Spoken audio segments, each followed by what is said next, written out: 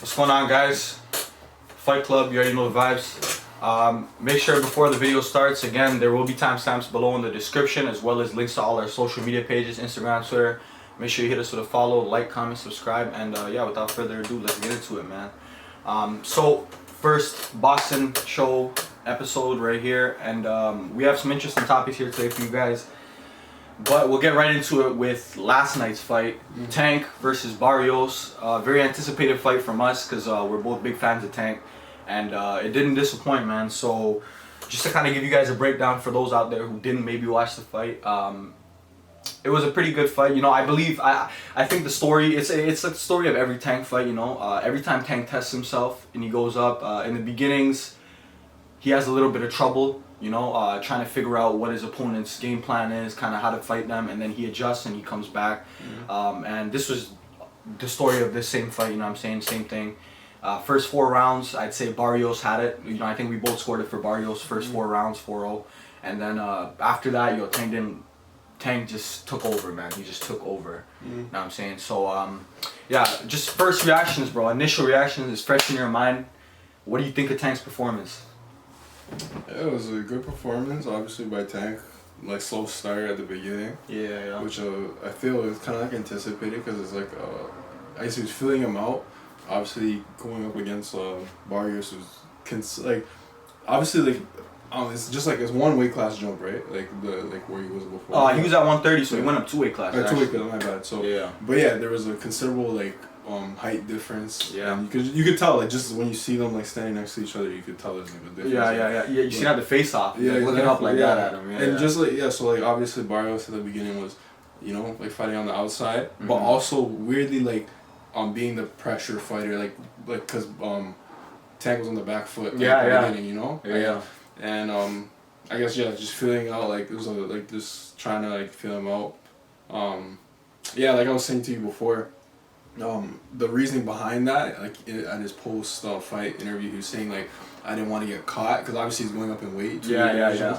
And obviously there could be like a power discrepancy, like, between, like, you know, fighters in 130 and fighters at 140. Yeah, of course. So you know, just him being a smarter fighter, but after he realized that he felt comfortable, Floyd told him at one point, you're down on the official score, the unofficial scorecard. Yeah, but that was like later in the fight. I guess so I'm not gonna get too ahead of myself in that, but yeah, like so it was just.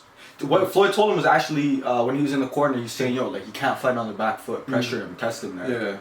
Yeah. So once Tank started putting Barrios on the back foot, we kind of started seeing, like, exactly what Floyd is saying, which is he can't fight on the back foot. Not to say he can't, like, the thing is, yo, he can fight on the back foot, but when you're going up against a guy like Tank that has such fast hand speed and such good power, it kind of just forces you on the back foot to be very wary. Like, it's harder to string together offense when you're not pressuring a guy like Tank, you know, just because of his hand speed. And he's so good at getting on the inside, which is why the height discrepancy really doesn't matter a lot of the time, I notice, when he fights. Because a lot of the time when he fights, he's always the shorter guy. You know what I mean? Even at 130 when he fought Leo Santa Cruz, like, he had Leo Santa Cruz had 3-4 inches on him. You know what I mean? Tank's a short guy, he's like 5'5", but yeah, bro, just to kind of piggyback off what you were saying, excuse me, so Tank, I know what I noticed about him is in the beginning, he was taking a lot of damage because he was moving backwards, but a really positive thing that I noticed was that Tank has a chin, bro. Like, he was eating shots, you know. And another thing, Barrios was really putting in a lot of work on the body throughout the whole fight, and Tank was just eating those, bro. Like, his poker face is really good. Like, he would take big shots, bro, like to the liver, to the other side of his body, to the ribs, like, even, like, directly in the stomach, and he would just keep moving forward. It didn't look like it hurt him, phased him at all. Also, I think that Tank, like, when he made his adjustment, right, after the 4th round, kind of when things started flipping in the 5th, what I noticed was that not only did Tank put him on the back foot, but it was kind of one of those types. The thing about how you were saying that Tank was kind of afraid of the power, right? I'm not going to say afraid. Or not afraid, but he was wary of the power, right? Yeah. Once he started taking those shots to the body and he realized, okay, I can eat this guy's shots, he was more willing to trade, you know what I'm saying? Yeah. And I think with guys like Tank who are pressure fighters, like you just have to be willing to trade. But his head movement was also really good. Yeah. You notice like he was taking one of the rounds. I think it was 5 or 6. Like I think I counted maybe 2 shots Barrios landed on him that whole round. Like Tank though, his style of fighting, like yeah, like he's willing to take shots in order to give shots back. You know, like that's when you're fighting the inside, like you can only avoid so many shots. No cap. Yeah, because like the easiest way to avoid shots is just literally to just step back, not to be in range. But if you have to be in range in order to be that in that pressure, you're gonna take some shots. So So the 8th round, which was a huge turning point, you got 2 knockdowns in that round. Yeah.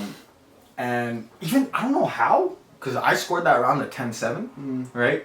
And yet when I tallied up the scores up to round 8, in my personal scorecards, I had it 67-66 Barrios, so he was still up.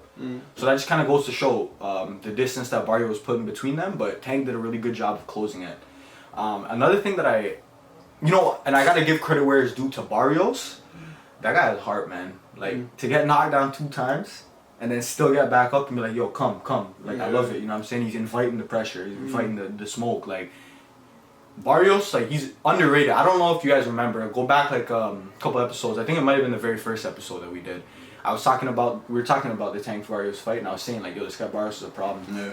You know what I'm saying? And he came out last night, bro, and regardless of win or lose, like, he showed that he belongs in the ring with world champion level fighters. You know what I'm saying? Like, he gave Tank a run for his money. I think that was the hardest fight Tank's had so far. I would agree at least. I think before the fight even happened, you were saying that's probably going to be his biggest shot. Yeah. So, I mean, before this, I'd say probably Gamboa was the hardest fight he had, but that was kind of, even then, that was just him entering that world championship level of fighters, And Gamboa was on, like, the end of his career, on the tail end of his career, on the way down, He caught Barrios in his prime, and he beat him, you know what I mean, in a convincing fashion. So, shout out to Tank, and shout out to Barrios too, man, because both those guys fought their hearts out, and the better man won on the night. But I think, like, these guys fight 10 times. I don't think Tank wins 10 times. You know what I mean? I think Barrios beats him a few of those times at least. So it just wasn't Barrios' night, but I mean, I can't take anything away from the guy. Both of them still at the time. Obviously, Barrios isn't undefeated anymore, but both of them are undefeated. Yeah. And both of them still young as well. So facts, bro. Yeah, so both of them are still getting better. Barrios is probably, in his next performance, is probably going to come out hungry with something to prove. Yeah, for sure. So, yeah. One thing Barrios is going to have to do is he's going to have to go back to the lab, and he's going to have to work on his fighting off the back foot, as well as I think his defense. I mean, one thing I noticed about Barrios is he keeps a very tight guard. You know what I'm saying? He's a very disciplined fighter. Like, every time he throws a jab, a straight hand comes right back to his head, you know what I'm saying, covering his chin. And he did good, but where Tank took advantage of that is I noticed when he would get on the inside, he would start hitting him with uppercuts, with body shots and uppercuts, and that kind of made him put his hands down, And that's when Tank would knock him down. Like, if you watch the fight, when the tide started to turn, it's because Tank started putting work in on the body, and he started getting him with that uppercut, And that kind of made Barrios hesitant, so he would put his hands down, and then Tank would just clip him, you know what I mean? And that's how he got the knockdowns. So it just goes to show, man, the high-level chess match that goes on in the ring when 2 elite-level fighters like these guys are put against each other, undefeated prospects. And yeah, man, I'm excited to see what's next for both these guys, bro. Like, in terms of Barrios, it's gonna be, kind of getting back on the horse. It's gonna be, we need to rebuild. We had all this momentum going into this fight, and then it kind of got stopped. But now we got to rebuild it, So he's taking 2 steps back to take, another 10 forward, hopefully. I wish nothing but the best for Barrios. But yeah, but in terms of Tank, this win is gonna propel him more so than any other win he's had so far. You know what I'm saying? So. I guess we kind of had a little bit of a discussion a couple minutes ago about this off camera, but what's next for Tank in terms of, like, where does he go after this? I mean, at first, at 130, he fought Leo Santa Cruz, won a title, and then he skipped 135, went up to 140 against Barrios, won a title, even though we all know Josh Taylor is undisputed. So what would you like to see from Tank? Do you want to see him fight again at 140? Do you want to see him go down to 135 maybe and fight one of those guys? What do you think? What's your opinion? I think I want to see him fight at 140. To be honest, I want to see him fight at a higher weight class. Like, yeah, because right now 140 division is probably like the most like stacked division. Or is it? No, 140 is a good division, yo. It's wait, it's 140K. Wait, so who's in 140 right now? So well, Josh Taylor is. I think the guy Josh Taylor beat Ramirez. He's still there. Okay, wait. So Teofimo is what? Teofimo is moving up to 140 though. That's what he's saying. Yeah, okay, that's what I'm trying. Yeah, he's saying after he defends his belt, he's gonna move up. But he's trying to fight Josh Taylor. But the thing is, Josh Taylor is trying to fight Terrence Crawford. Oh, yeah. You know what I mean? Okay. So it's kind of a clusterfuck. Yeah, I see. But it's like boxing's kind of weird. It is, bro. It is. And you know what? I blame the commissions because a lot of guys will go undisputed and then they don't want to defend the title because of the commission fees, right? These guys are fighting for to defend their belts, but they're paying 6 figures in commission fees just to fight, just to defend their belts, you know? So I understand why people don't want to defend their undisputed belts. They get undisputed and then they just vacate all their belts and move up or whatever, you know? And it makes sense too because they've beaten all the guys worth beating at that time, you know? Like, if you're undisputed, in most cases. Now, in Teofimo's case, I think he has other guys he could fight, but... You know, in Josh Taylor's case, I think he's beaten everyone. Terrence Crawford beat everyone. So, it is what it is. You know, I understand why these guys don't want to defend, but in my personal opinion, I believe Tank should go down to 135 and test himself against some of those guys. Yeah, okay, that's it. I mean, I think there was rumors before of Tank and Garcia fighting. You remember that? Yeah, when Garcia's like, oh, I want Tank next, and then that kind of fell through. But I'm saying he should stay above, like, 130. He should stay he should move up. I'm saying you shouldn't go back down to 130. Yeah, I mean, at 130, Shakur Stevenson is still there. I guess. And he could fight him. I don't know, like, I've never heard any rumblings of that happening, but I mean, that's another guy he could fight at 130. At 135, obviously, you know, there's Loma fought last night. He won his fight, so I mean, you know, Loma's a guy he could fight. I think that would be a good fight for both of them. Like obviously Garcia as well, you know what I'm saying? I think the best way, honestly, I feel the best way in boxing to, I guess, kind of like a path to like fighting like the best fighters and like, I guess getting the championship fights. You have to, I guess, try to set up like let's say there's let's say Teofimo is kind of like we'll say in parentheses, like ducking, right? So you beat whoever Teofimo's gonna like supposed to fight, you know? Like so Haney. Exactly. Like you try to set up fights, obviously. Like. But the thing is, Haney, to Haney, it's like why would I take a fight against Tank when I have a fight lined up? I'm you know like there's rumors of me trying to fight Lopez, and Lopez has all the belts. You know why? No, I'm saying like obviously like there's obviously like politics that go into there. But I'm saying like if let's say that we're let's say like you're champion and I'm beating all the people you're supposed to be facing, like you can't duck me no more. Like I'm the inevitable at this point. Yeah, exactly. But you know the thing is about boxing is it's never really a matter of time. Like in the UFC where. Like Robert Whittaker, right? He's just smashing all these top contenders. It's only a matter of time before he got the rematch. Whereas a guy like Tank could beat every single guy in that division and still not get a shot at Teofimo just because Teofimo says I don't want to sign. You know what I mean? Which is I think that's where like everyone really loses, especially the fans, because it's like the best guys can keep avoiding each other, and it's like, you know, and then it becomes like a Floyd Pacquiao thing where people are saying, oh, like even though they fought, it was too late, you know. These guys should have fought when they were both in their primes, even though that's a myth because Floyd was not in his prime, but. You know what I mean? It's just kind of one of those situations, and it sucks, but it's reality. So, you know, it's hard to say what's next for Tank, but I think where we can both agree is we think he should fight. We don't think he should take a step down. We think he should only step up in competition. He should fight a world championship level guy. From now on, Tank should not be taking any fights against bums. You know, no up-and-comers or any shit like that. It should be world champions and mandatories. That's it. Yeah. That's all it should be. So, yeah, man. Anything else you want to say on that before we move on to the next topic? One thing. There's just a funny part in the fight with Tank and Barrios. Like, I never seen before. Like, where so Barrios goes to the corner and they're giving him his water or whatever and putting some Vaseline, slapping some Vaseline on his face. Bro. And his coach takes out a comb. I was like, bro, I've never seen that was hilarious, bro. I'm gonna pop that shit up on the screen. I've never seen that before. Dog, that was hilarious, bro. That was hilarious. We're watching the fight. I'm watching the fight at my crib. He's watching at his crib. This guy's texting me. He's like, yo, tell me why they're combing his hair in the corner. I was dead, bro. I was dead. And then he just goes out and he gets punched and it fucks the hair up again. Like, what? What? Maybe that's why he lost. He was too worried about looking good. Too worried about looking good. This guy must have had a shorty at the fight, bro. Shorty must have been at the fight. This guy must have show up, bro. Now I'm saying I gotta show out still, but you gotta know it. So it is what it is. Hey man, shout out my guy Barrios, man.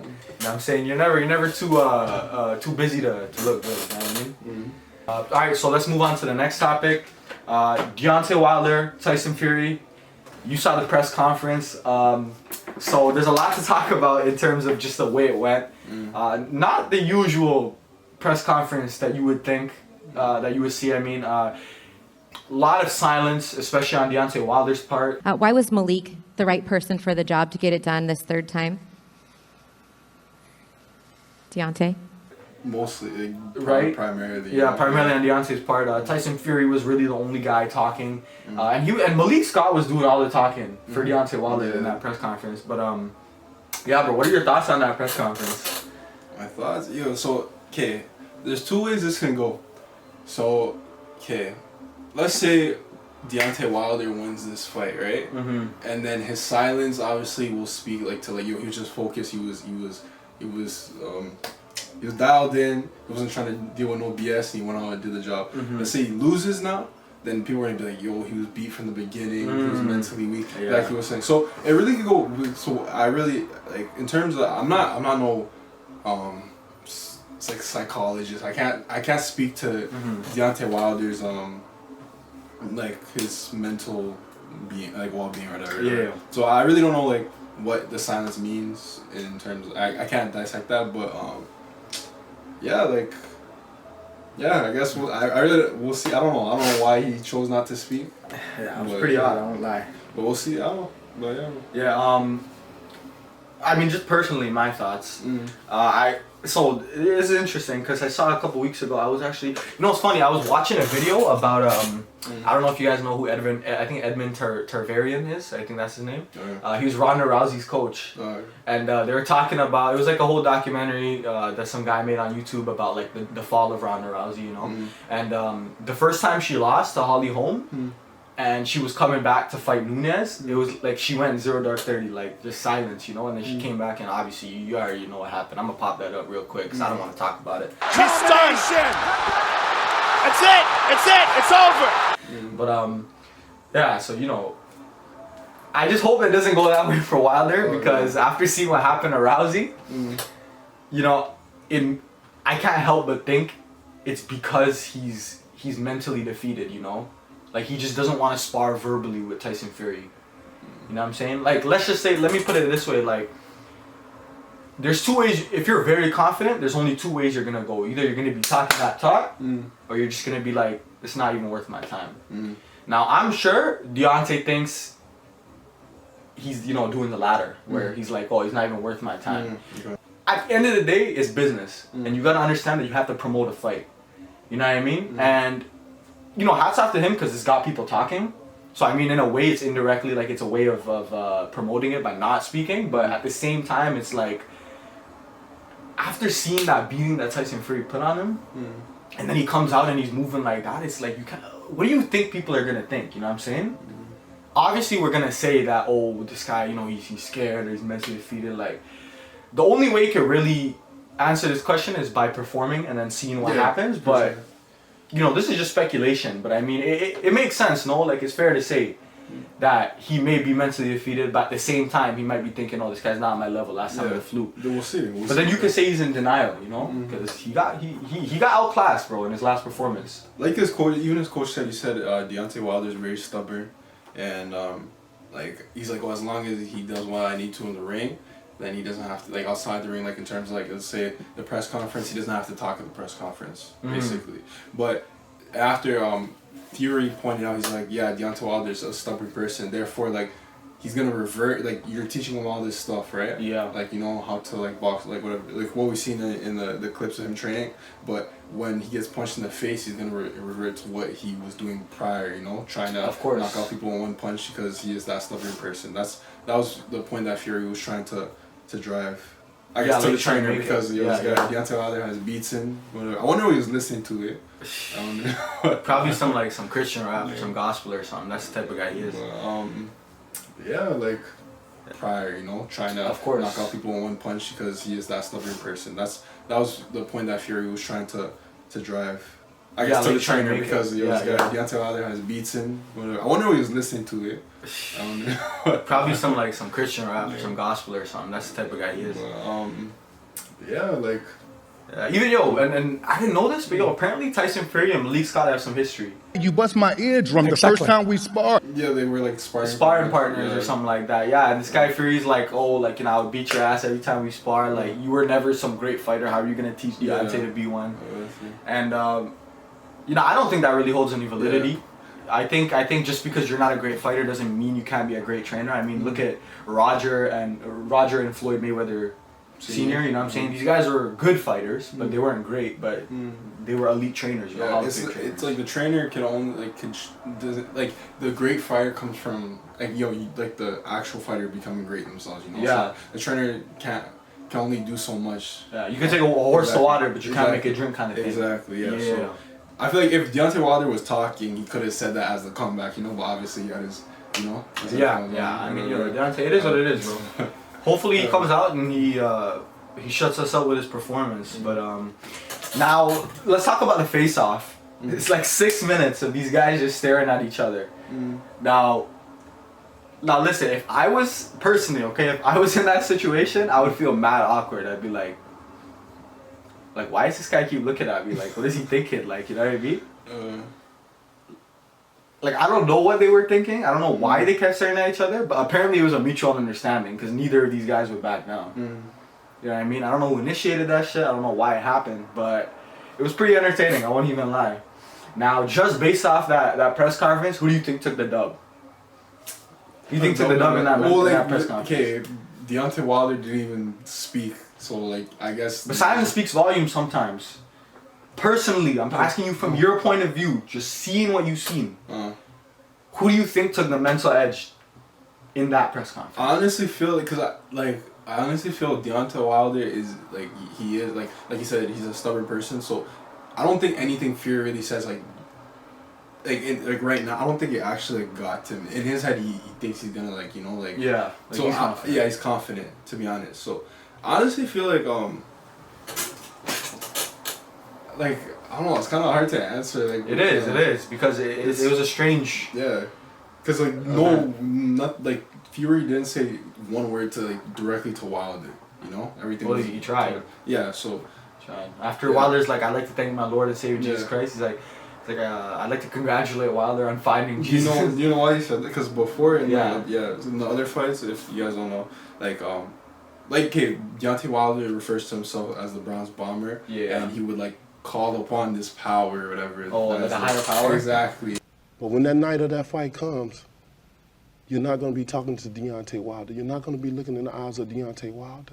Who am I going to be looking in the eyes You're of? looking in the eyes of the Bronze Bomber. And after Fury is like, oh yeah, now we know we're two worlds apart because you call upon this mythical whatever, being as the Bronze Bomber to give you power, as I look just to myself to give this power, and that's why you're gonna lose basically. And after now Wilder comes out, just because of that, maybe I'd actually give it to Fury, just because of the fact Fury, I'm not saying Deontay Wilder wasn't whatever Christian before, but I don't know, the first thing he comes on and says, oh, thank you to my Savior Jesus Christ, maybe this guy Fury did convert him, maybe he baptized him. So, got baptized in the ring, no cap.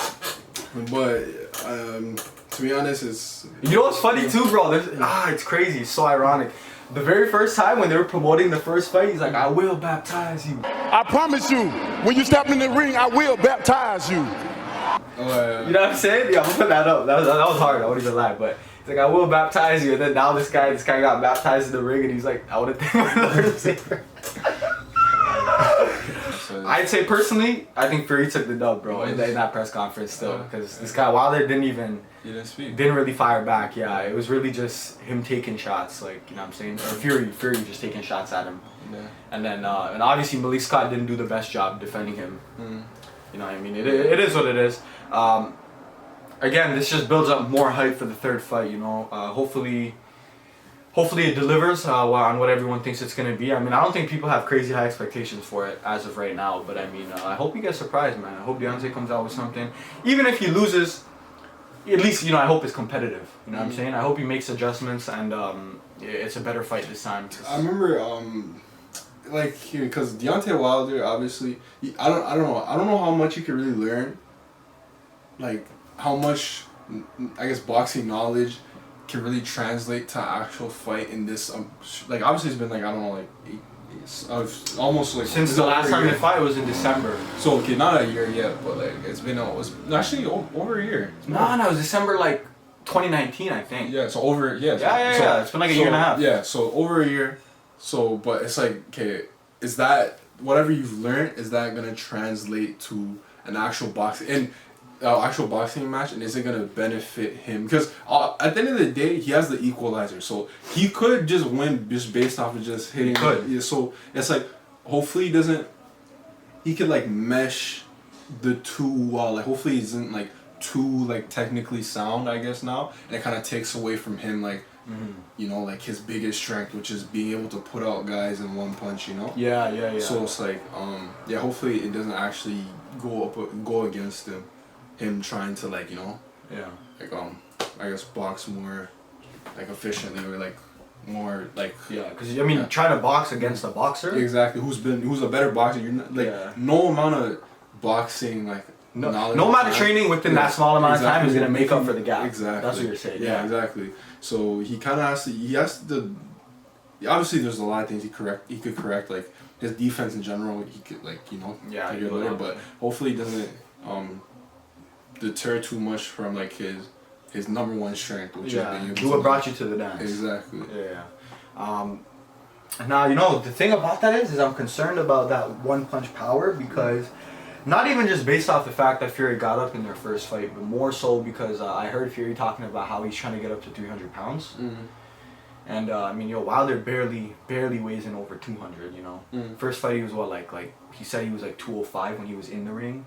And the second fight he was like 230, I think he weighed in 227 or 230 or something like that. So I mean, 70 pounds is a big difference, bro. I mean, no matter how much power you have, when a guy is that big, can you hurt him? You know what I mean? And let's just say the only way he could, I mean, even if you're 300 pounds, you know, your jaw's still the same.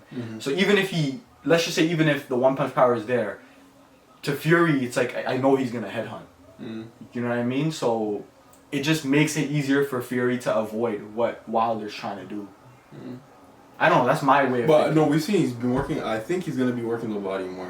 But bro, when Fury has 300 pounds on him, how much is that gonna affect him? That's what I'm saying. You know what I mean? Yeah, we'll see. I guess we'll have to see. But these are just our thoughts on it. You know what I'm saying? Thanks, guys, for joining us, tuning in to the first episode of the boxing show, and lots more to come, man. Lots more to come. Again, don't forget, guys, check in the description, timestamps, links to social media, like, comment, subscribe, and let us know, man, whether you guys like this new format with the separate MMA and boxing shows. We're just trying to change stuff up on the channel so that you guys enjoy it more, you know what I'm saying? Trying to create the best quality content that we possibly can. And I just want to say, before we end it off, big shout out to all the supporters, man. We hit 25 subs. You already know what it is, man. Fight Club, we love you guys. We do this for you guys. Couldn't be possible without you guys. So thank you so much for your support. And yeah, man, until next time, guys. Easy.